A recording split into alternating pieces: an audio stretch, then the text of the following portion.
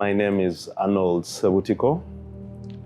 I'm mainly a motion designer, but every now and then I'm into production for video, content, and basically anything to do with design, motion, film, anything that involves moving a picture.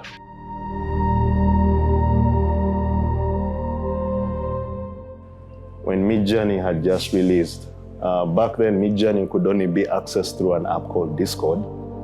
So I discovered it on Discord server.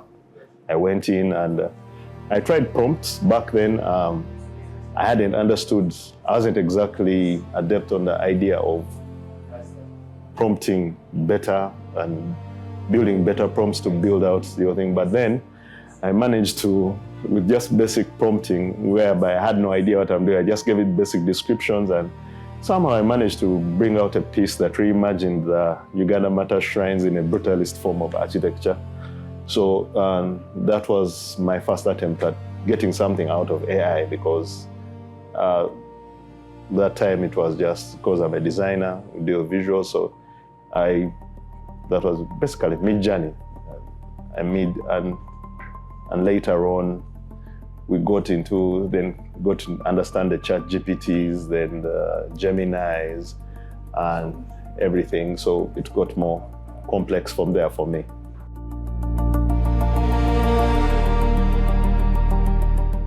I work as a production manager.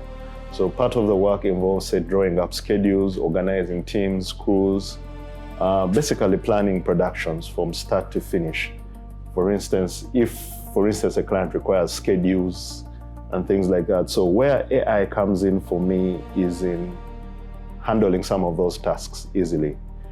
For instance, I've used AI, the image generation part, to come up with storyboards and maybe put presentations together faster than what would take me, something that would take you 2 days to find or to get done. You're doing it in a space of, say, between 45 minutes and 1 hour.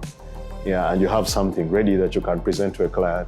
So I use it in the sense of drawing up schedules, for instance, organizing schedules, optimizing budgets, for instance, for production, optimizing crews and times, things like sometimes in some productions you're dealing with what they call short lists.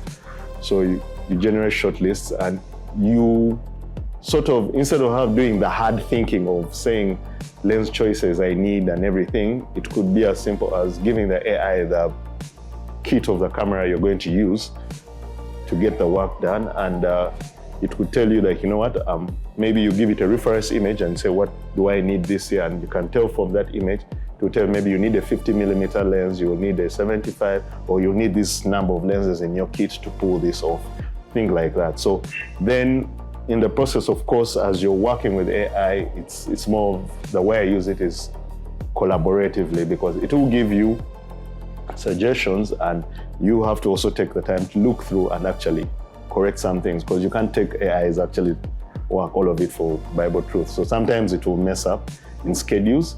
So back then the models would hallucinate at the rate, but now the models are much better.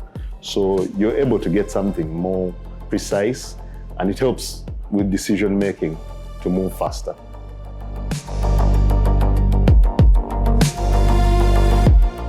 I don't think AI is actually replacing people. It's people who are using AI that will replace you, in my opinion. Because if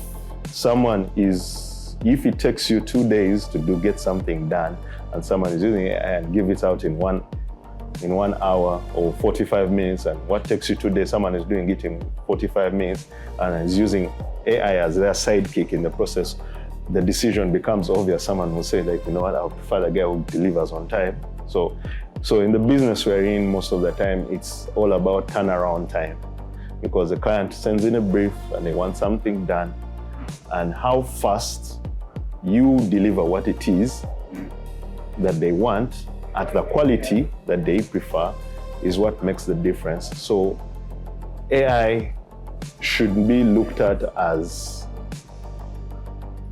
for me, in my case, it's a collaborative tool, you get.